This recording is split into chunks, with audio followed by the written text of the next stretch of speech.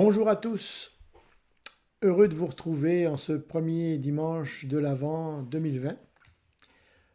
Le jour de Noël s'approche avec son lot d'incertitudes en ce qui concerne la forme qu'il prendra, au niveau de la société en général et aussi au niveau de nos familles en particulier. Depuis le début de cette pandémie, au mois de mars dernier, s'il y a bien deux mots qui font partie de notre quotidien familial, social et ecclésial, ce sont bien les mots distanciation ou distanciel et présentiel.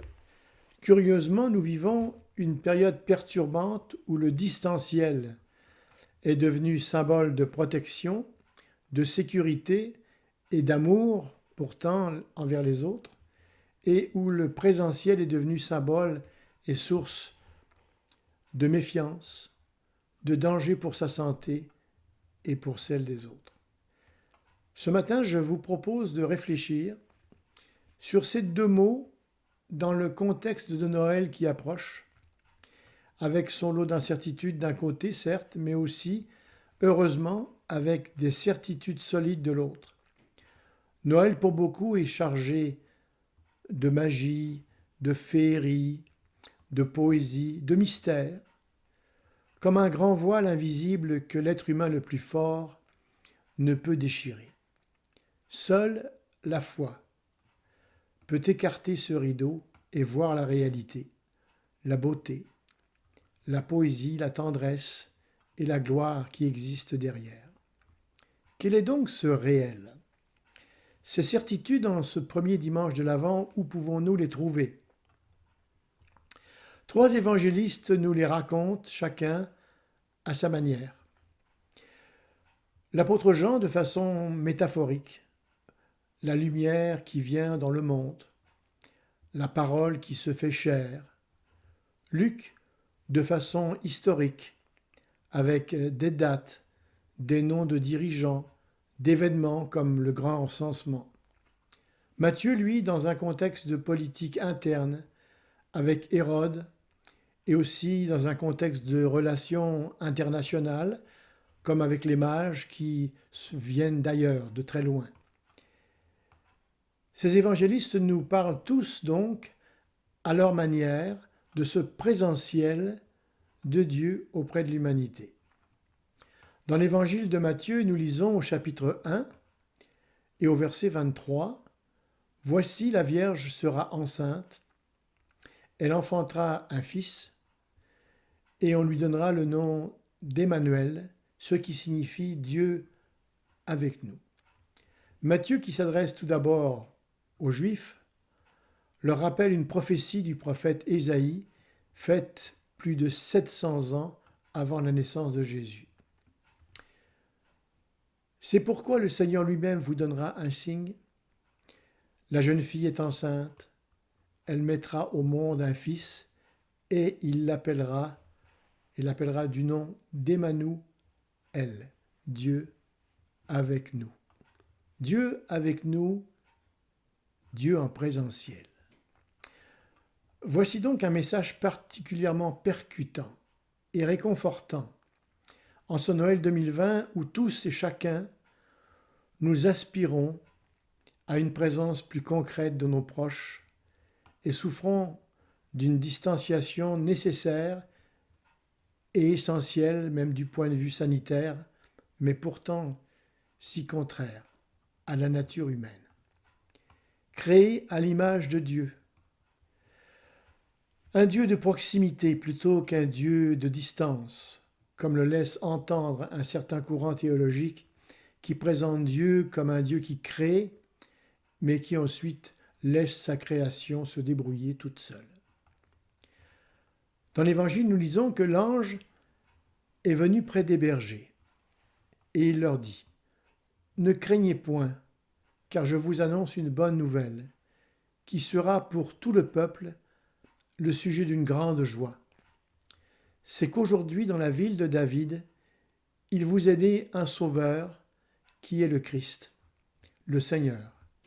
Et voici à quel signe vous le reconnaîtrez, vous trouverez un enfant emmailloté et couché dans une crèche. » Jésus, en tant qu'être humain, était déjà sur terre depuis 9 mois, en fait, dans le ventre de sa mère Marie. Il faut aussi dire qu'il n'est pas devenu fils de Dieu à Noël. Il l'était déjà, depuis toujours, pour toute éternité. Mais à Noël, il est né. Dieu vraiment avec nous. Il n'est plus caché à notre vue. Dieu s'est fait homme pour vivre parmi nous. Lui, il est l'égal de Dieu, nous dit Paul dans sa lettre aux Philippiens.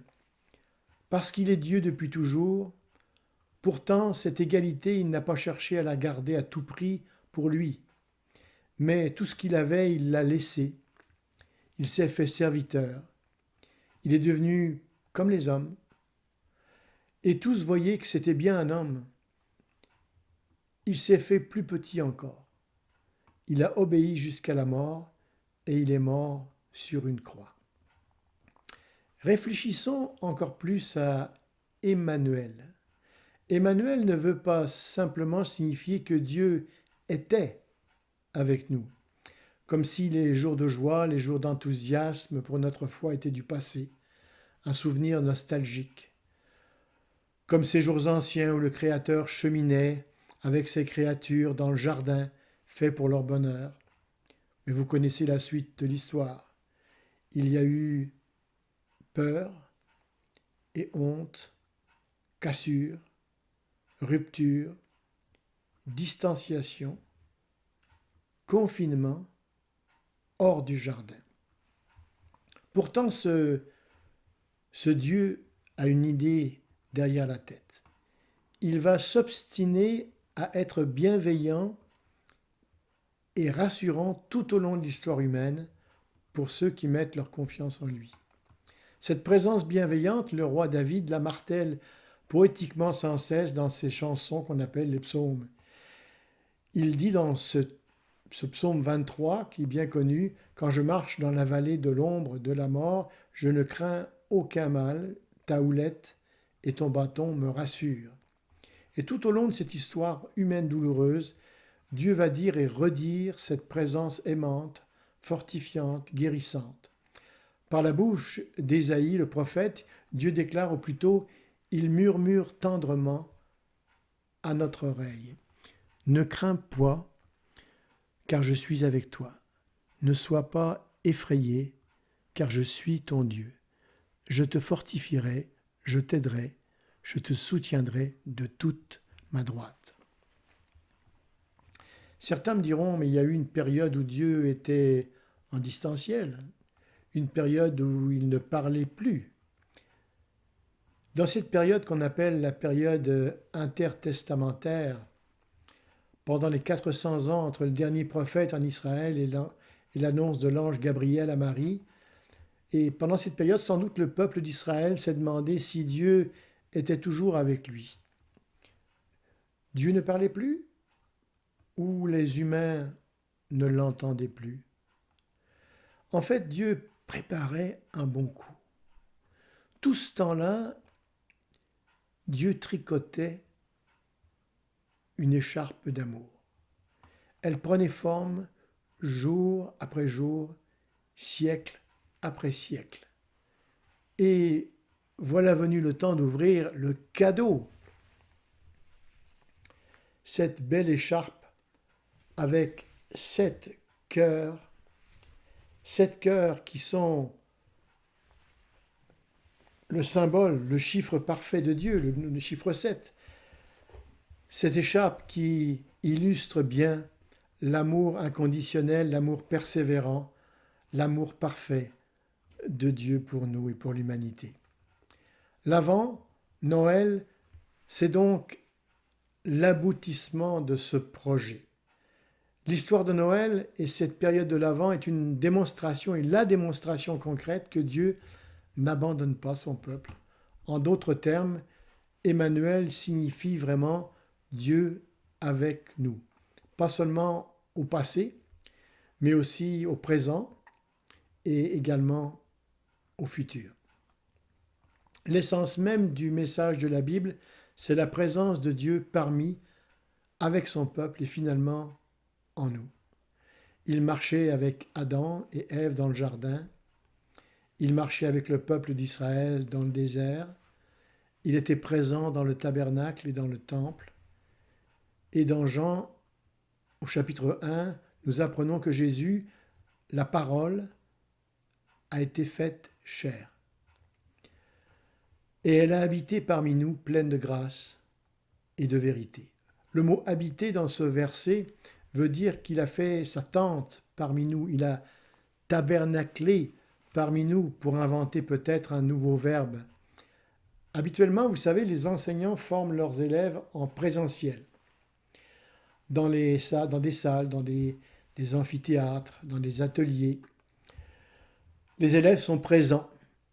Pour assurer la continuité pédagogique en période de confinement, beaucoup de professeurs vont assurer la continuité pédagogique en dispensant des formations en distanciel. Et on va utiliser des téléphones, les courriels, les textos, les vidéos, Skype, WhatsApp, Zoom. Et pour la plupart des élèves, pourtant, ce distanciel n'est pas aussi efficace que le présentiel qui reste essentiel.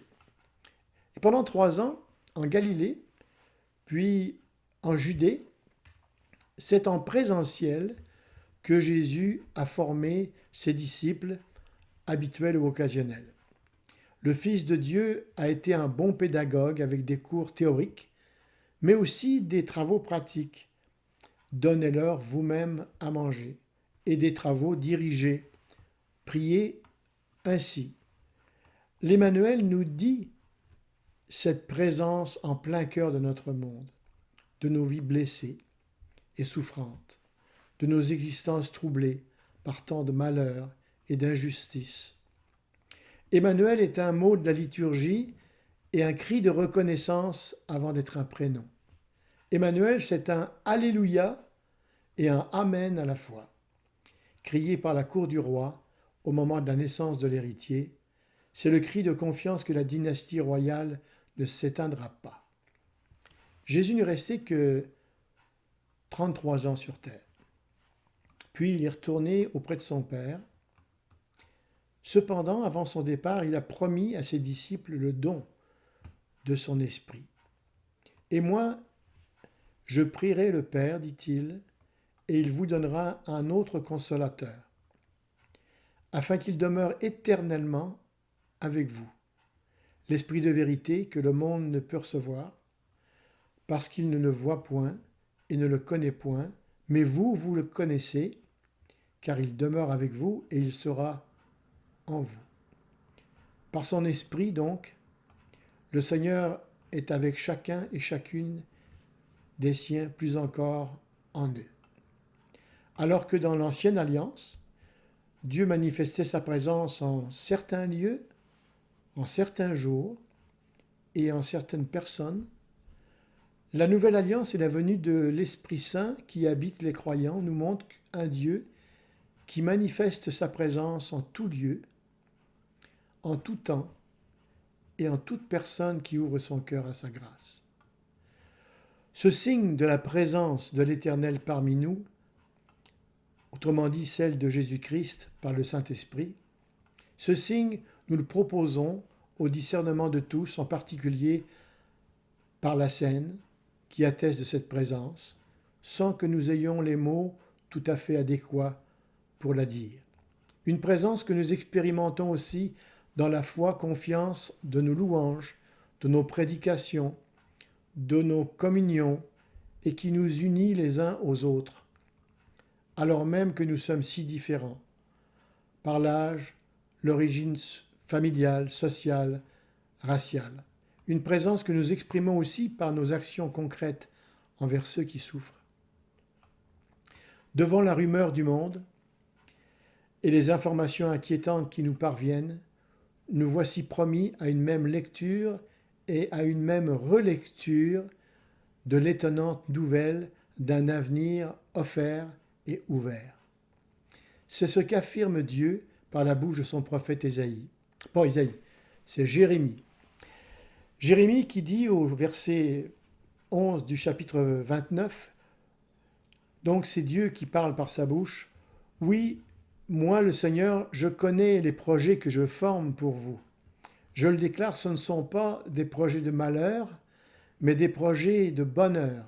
Je veux vous donner un avenir plein d'espérance. Un avenir donc qui nous relie les uns aux autres et qui nous rappelle que chacune de nos vies singulières, chacune de nos identités, chacune de nos existences particulières a un prix immense aux yeux de Dieu. Et que chacun est appelé par son nom, honoré, relevé, aimé, accepté, et malgré sa vie pourtant impardonnable, pardonné, afin que personne jamais ne puisse penser que sa vie est sans lendemain. Le signe de la naissance de Jésus nous redit ainsi à sa façon que chaque naissance, la nôtre y compris, chaque vie, la nôtre y compris, participe au royaume de Dieu. La naissance du Christ signe donc l'attention toute particulière, mais définitive, que ce roi porte désormais à chacune de nos naissances, qu'elles soient physiques ou spirituelles. Il est la signature sur nos vies, la signature inscrite dans notre cœur contre toute fatalité, contre tout destin, contre tout déterminisme. Il est la signature d'une destinée qu'il a préparée pour nous depuis toujours et dont le texte biblique témoigne. Et alors Noël qui vient, ce sera une fête. La fête intérieure que Dieu a préparée pour nous contre toutes les horreurs du monde. Le Dieu qui se tient auprès des plus petits et des plus vulnérables. Je suis avec vous tous les jours, dit Jésus, jusqu'à la fin du monde. Ce qui donnera à cette certitude, l'apôtre Paul nous le dit dans sa lettre aux Romains, il dit « Car je suis sûr que ni la mort, ni la vie, ni les anges, ni les dirigeants, ni les choses présentes, ni les choses à venir, ni les pouvoirs, ni la hauteur, ni la profondeur, ni rien d'autre dans toute la création ne pourront nous séparer de l'amour de Dieu en Christ Jésus, notre Seigneur. » Et c'est peut-être là que nous voyons l'accomplissement final de la promesse d'Emmanuel, Dieu avec nous. À la fin des temps, Dieu restaurera la création déchue. Et l'apôtre Jean nous raconte ce qu'il a vu dans une vision dans laquelle il nous invite à entrer. « Puis je vis un nouveau ciel et une nouvelle terre, car le premier ciel et la première terre avaient disparu, et la mer n'était plus. Et je vis descendre du ciel d'auprès de Dieu la ville sainte, la nouvelle Jérusalem, préparée comme une épouse qui s'est parée pour son époux.